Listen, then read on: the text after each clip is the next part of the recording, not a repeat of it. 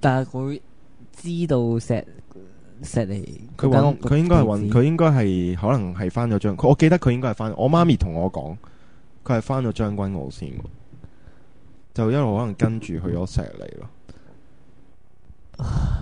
係啊，即係佢冇根本佢都冇去就佢冇可能有，但係可能就就唔知點解翻咗嚟咯。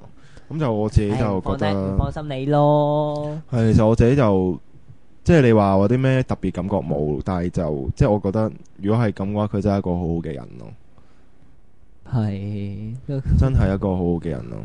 今日咧嘅靈異事件咧都差唔多啦，靈異到連個 background music 都唔見埋，咪好靈異啊！係啦，咁就因為我哋技術嘅故障啦，背景音樂冇咗，大家千祈唔好以為係一件好怪嘅事啊！冇錯，咁就係啦，咁其實就即係大家都有經歷過呢一啲事啦，咁就即係今日都分享咗好多俾大家聽啦。係啊，咁就或者咁啦，如果大家都想再聽嘅話，咁就可以喺我哋 Facebook 嘅嗰個討論區或者留言俾我哋，咁我哋可以再做多一集俾大家聽嘅。係啦，或者我哋可以分享一下啦。再係啦，咁我可以做少少預告啊。其實我仲有單嘢係關於石梨呢。咁我哋對面層樓呢，就有人互劈，就有個人死咗呢。嗰個死咗嘅人呢，就去咗我哋屋企嘅。